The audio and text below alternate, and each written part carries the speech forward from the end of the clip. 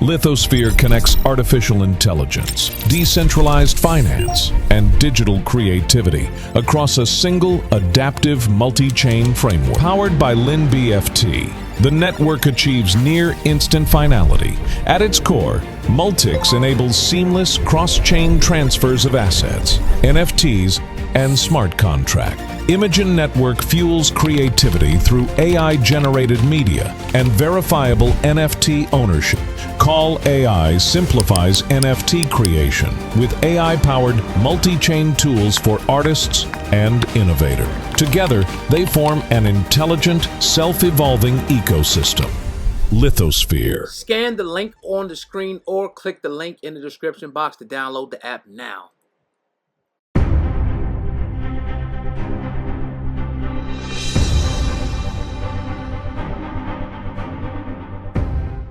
So I want to talk about. I don't know if you ever heard of this guy. Maybe you did. Maybe you didn't. His name was Greg Big Business Parker. Ring any bells? No. Okay. Well, he was a real estate mogul. How I found out about him because Tony the Closer was going in on him a lot. Mm-hmm. So I actually started following his channel. He's from Philly. Okay. A local guy. Well, him and his wife were just indicted, man. On real estate. So you maybe seen him. Yep. Heavy set black dude. Yep. And whatnot. Real gifted gab. And he actually did a seminar in Atlantic City. I heard him talking about shit. You know what I mean? Almost like the Caesar Pena type of situation. Well, they have been indicted. Him and his wife, Danielle Parker. They're both out of New Jersey. So, you know, Philly by way of Jersey. You know how that whole thing go. Yep. They've been indicted with conspiracy to commit wire fraud. And it's a 65-page indictment. Of course, I'm not going to get into the whole indictment, but they pretty much are being accused by the FBI, the federal government, of a real estate investment scheme, a Ponzi scheme, as they call it, between January 2017 to December 2023.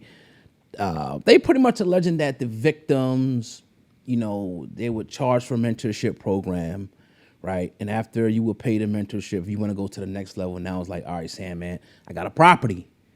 Give me 50 grand. And in 4 or 5 months, I'm just giving an example. I don't know. Right. We're going to flip this joint and you're going to be able to pull 105 out of it. Well, apparently they got carried away accordingly. We don't know if this is true, but according to the FBI, they sold a couple ghost phantom properties where they were taking money, you know, from investors and, you know, paying off old investors with new investors' money. A classic Ponzi scheme. So it's been said they owe a tune of about $1 million to about, I think it was like 50 different people. So a total of 1 million. A total of 1 million. Okay. They owe, 13 victims. It says the indictment focuses on 13 victims, but investigators believe that there are definitely more. So it says victims received very to little information about the properties they believe they had purchased. When they contacted the Parkers to ask questions or complain, the Parkers' responses were often delayed and consisted of runaround excuses. Investigators found out some of these victims never received a property or they never received property without clear title. Others received a condemned, dilapidated, or otherwise uninhabitable property and were forced to sell or attempt to sell the property. They did receive a loss. So there were properties involved for some, but it was like they had to take a loss on it. So eventually, you gave me 50, you know, for a property, and you ended up have to pay 70 to get out of the shit. Like you going in a negative. So yeah, it's a shame, man. Because it almost makes it look like all these motherfuckers are scammers, yo. Anybody dealing in the real estate this or selling this credit or whatever. And I'm not saying that all of them are, but it gives a black eye to the ones. And a lot of times I like to sit back and think about business like, all right, I know sometimes things get crazy, but you got to have integrity. And if something's messed up or you owe or you can't do, let people know. And give them their fucking money back. Put that shit in escrow or something and sit until something happens.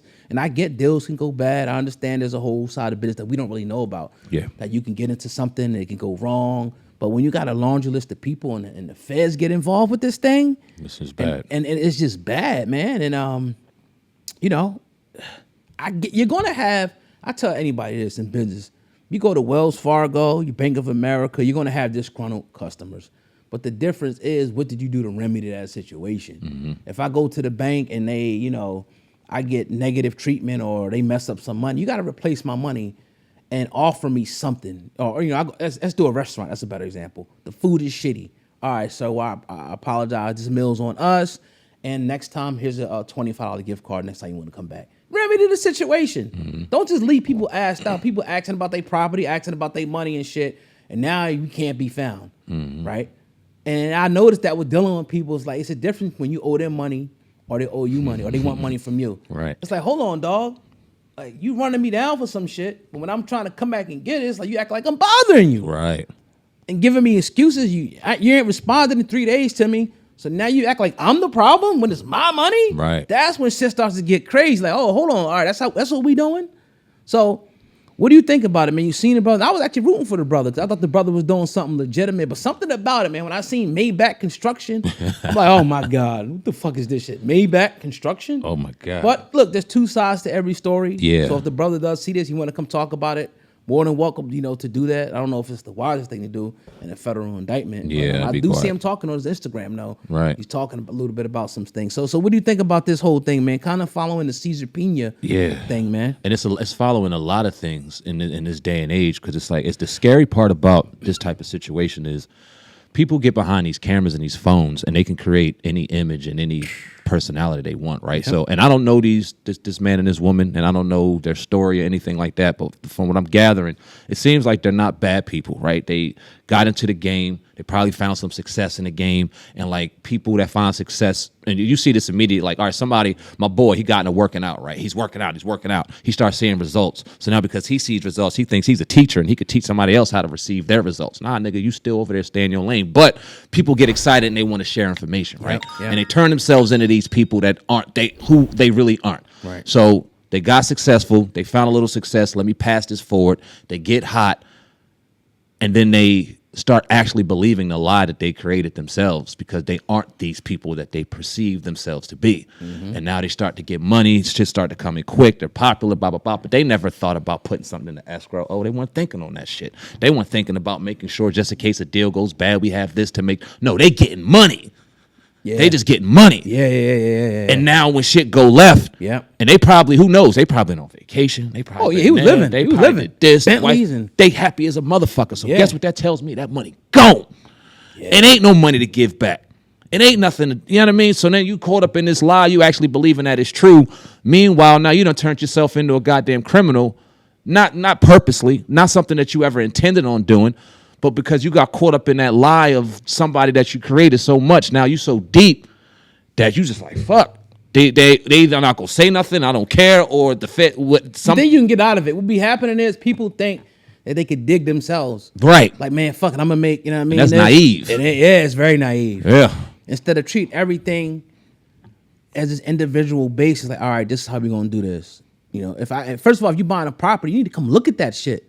I'm not trying to blame victims. I'll never do that. Yeah. But some people just be just crazy, some of the shit they do. And you can't blame victims, right? But at the same, and obviously, one of the things that crossed my mind is, how would you be so goddamn dumb to put this much money to a property you never even saw? But we've been doing this for almost 10 years now, and we've seen people get scammed for less, way less, because somebody has the gift of gab, leaving somebody.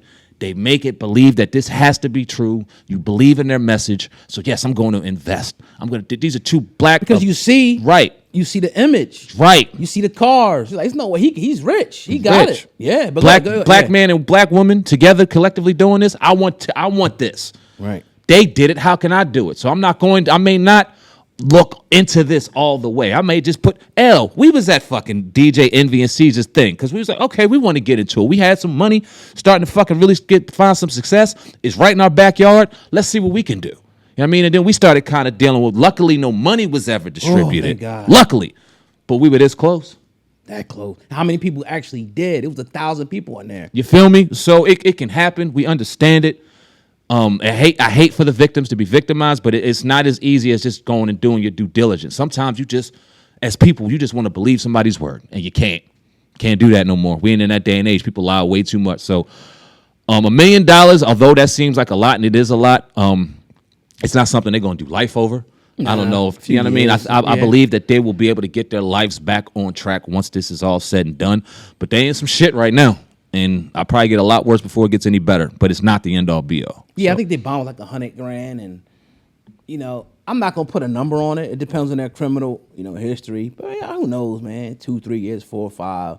I don't know. You know what I'm saying? It's just unfortunate to see, this happening, once again. But it make me. I don't trust these dudes, man. Not at all. I don't try. I just don't trust them as far as I can see them, because it's like, yeah, they make it seem like it's so easy, and it's not. Because I know people that have gotten properties and they got tenants, and you can't get the tenants out. Yeah, like takes squatters 20 years, and shit, yep. right? Like all types of different shit. Or you put money into this, and you got to do this, and they're like, we both own homes. You see, when something goes wrong, imagine somebody living in your shit and fucking your shit up, or the heater goes, or you had to do something with your water.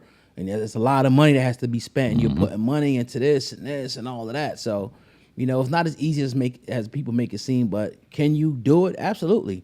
You could do it. If you got the team and you got the wherewithal and the smarts, and you're going to have some integrity, you could do fucking anything you want to do. There you go. In this life. But it's just, be wary. And these social media platforms, man, it makes, like you said, anybody can be anything.